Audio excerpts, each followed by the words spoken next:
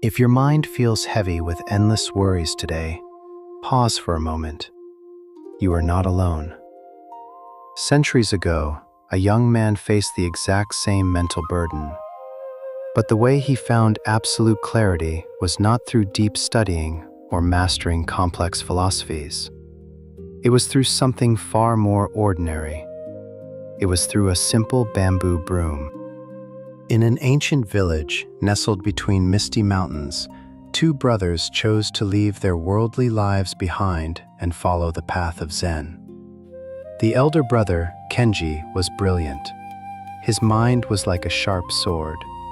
He could memorize entire scriptures in a single night, debate the oldest scholars until they had no words left, and sit in meditation for hours without moving a single muscle. Everyone in the monastery praised him, whispering that he was destined for great enlightenment.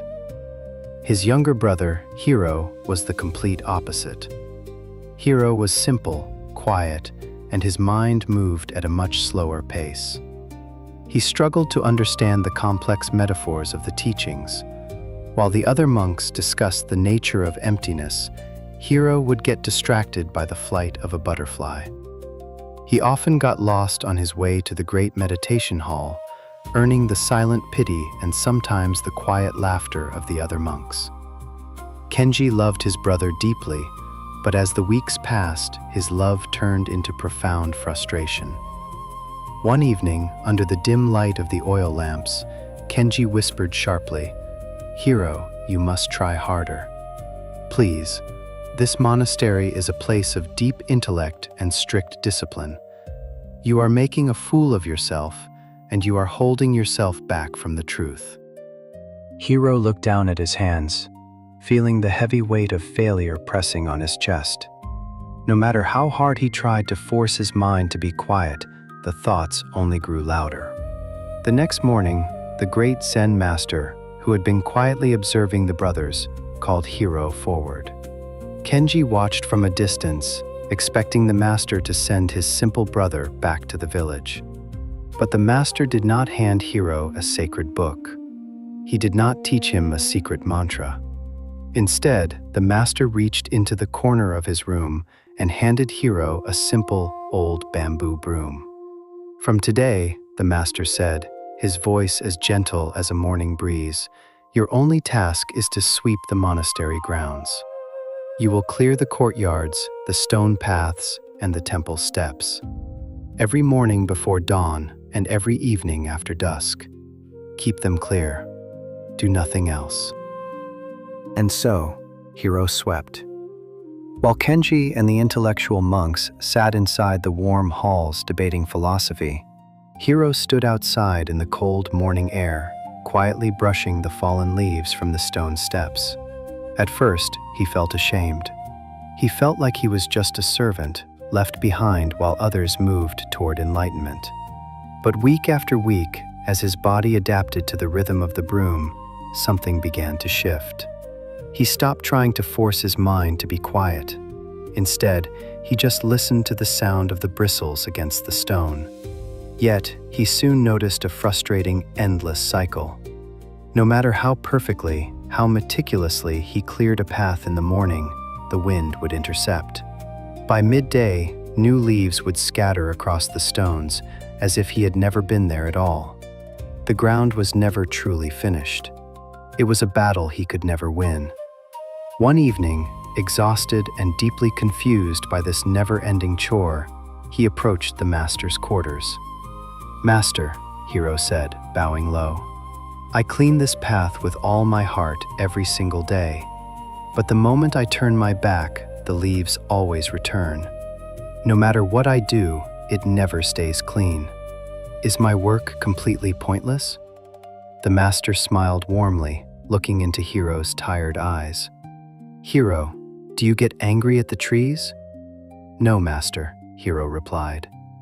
"Then why do you expect the ground to stay clean? The trees keep letting go of what they no longer need.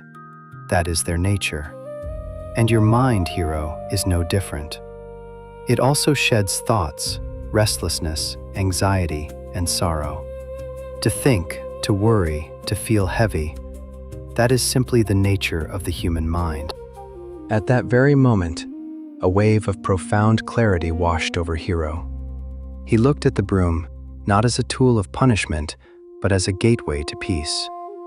The following morning, the master did something that shocked the entire monastery. He called all the monks to gather in the central courtyard.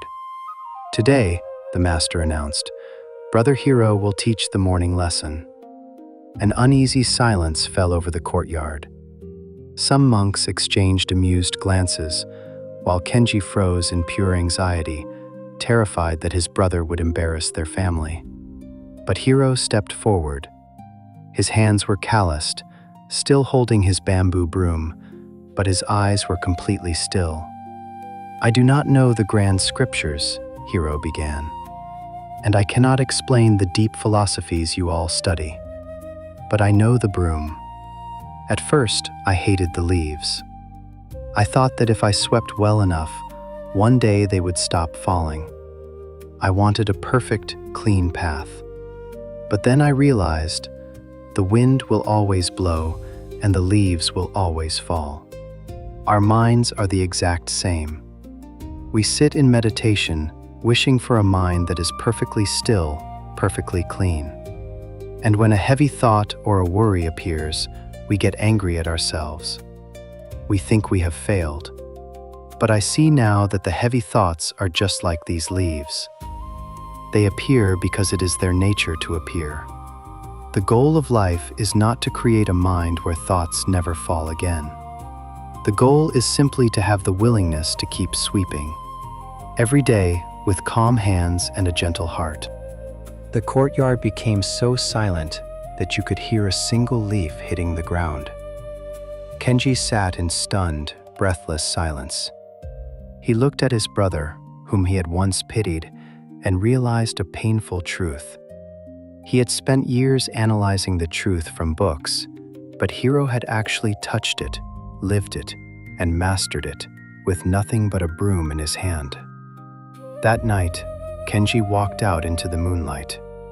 He found Hiro in the garden, peacefully sweeping away the evening leaves. Without saying a word, Kenji picked up a second broom, stepped beside his brother, and began to sweep the path with him. Together, in perfect silence, they brushed away the leaves, not just from the earth, but from the heavy depths of their own minds. If your mind is heavy today, overwhelmed by thoughts you cannot control, remember Hiro's lesson. Stop getting angry at the trees in your mind for letting go of their leaves. Stop fighting the worries, the sadness, or the restlessness that appears on your path. It is not a sign that you are failing. It is simply a sign that you are human. True peace is not a spotless mind. It is the gentle, daily care of keeping it clean. So breathe, let the thoughts fall, and when tomorrow comes, simply pick up your broom again.